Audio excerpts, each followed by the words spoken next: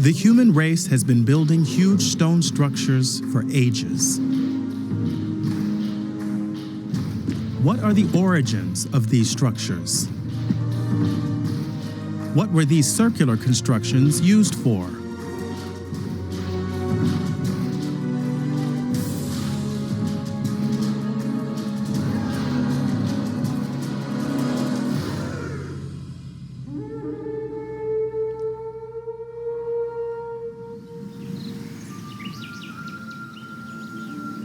Many of these structures were sealed up thousands of years ago by the people who built them.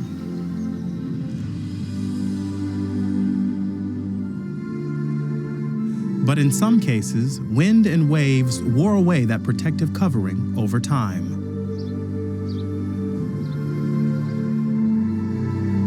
These structures are called megaliths.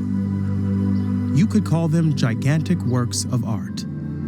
Megalithen sind monumentale Steinanlagen. They were built long before the pyramids, technical and logistical masterpieces that pushed the limits of human imagination. Large stone structures like these were built in many places around the world. For example, in the far north of Scotland, you'll find ancient constructions that are older than Stonehenge. Every hump and lump and bump that you see could be a new archaeological site. And each year, particularly during the ploughing season, new sites are discovered by farmers. These discoveries outline an important chapter in human history.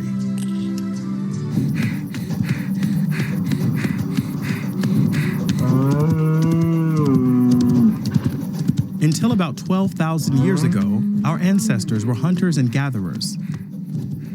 Then, an irreversible transition to a new way of life got underway. The transition from hunting and gathering to sedentary farming was a key development. For millions of years, people had lived by hunting and gathering. And suddenly their lives changed radically, much more so than during the transition to industrialization or the digital age. This is Göbekli Tepe, a small hill in southeastern Turkey. Here in 1994, German archaeologist Klaus Schmidt discovered a series of huge stone structures, including decorated pillars that weigh up to 20 tons.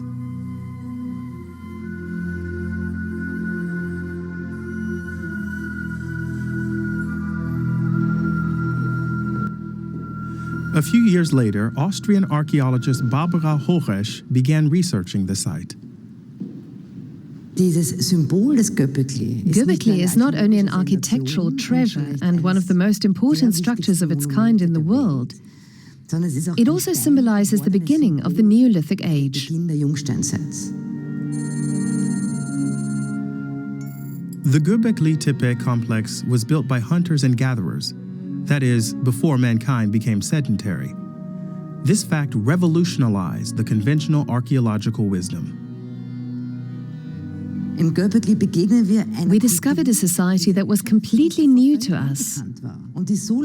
That society had such a long history, and yet some aspects of it were familiar to us. An aggressive lion, for example, was just as much a threat to the people who built Göbekli as it is to us today.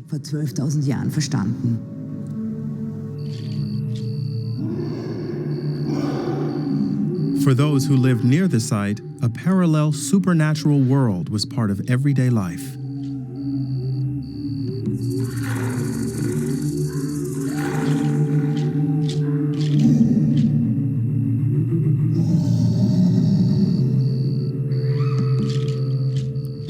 This crane may have symbolized a connection between the earth and the heavens. Beetles and snakes were important mythological symbols in many cultures.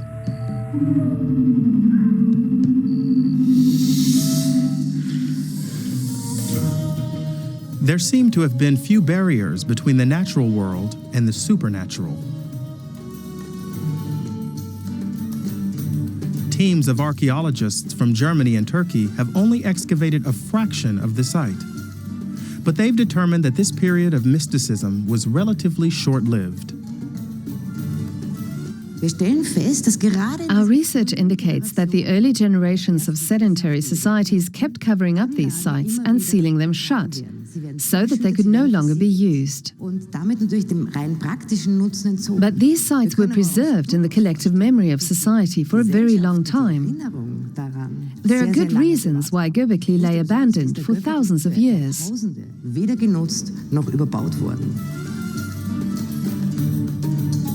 Perhaps the first farmers wanted to distance themselves from the practices of their ancestors.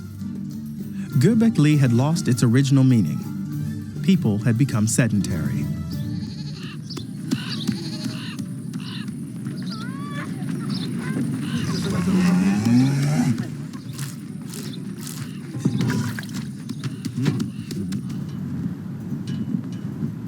The director of the State Museum of Prehistory in Halle, Harald Mehler, says this was a major turning point in human history.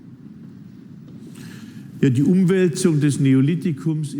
was really decisive. Here we have nearly 4,000 axe heads from the Neolithic period. People used axes to clear forests to create farmland. They also used them to split wooden beams, which were then used to build complex houses. This construction of housing was a key element in the transition to sedentary life.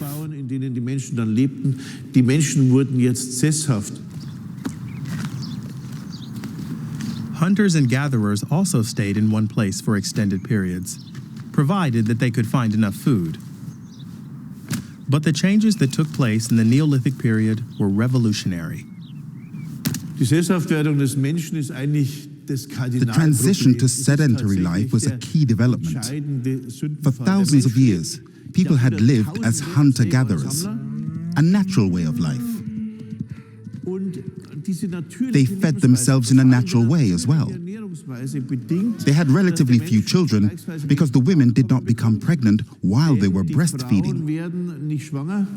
But all that changed radically with the development of agriculture, because that prompted people to change their diet. Grain now provided carbohydrates, and domesticated animals provided meat and fats. That increased the fat content in the body. Also, women became pregnant more often, and this led to a population explosion. That, in turn, meant that people had to live together in smaller spaces, in houses, settlements, and villages.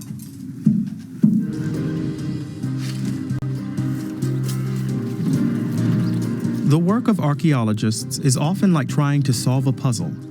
They carefully dig up artifacts that belong to a specific society and then try to recreate an image of what that society was like. Some objects, like these shards of decorated pottery, have lent their names to entire cultures. For example, the linear pottery culture, which coincides with the first appearance of food-producing societies.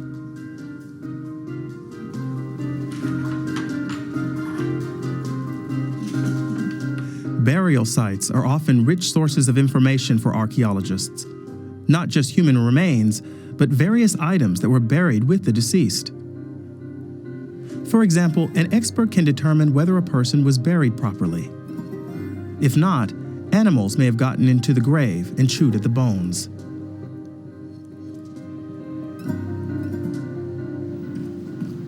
Maria Teschler-Nicola is the director of the Archaeological Biology Department at Vienna's Museum of Natural History.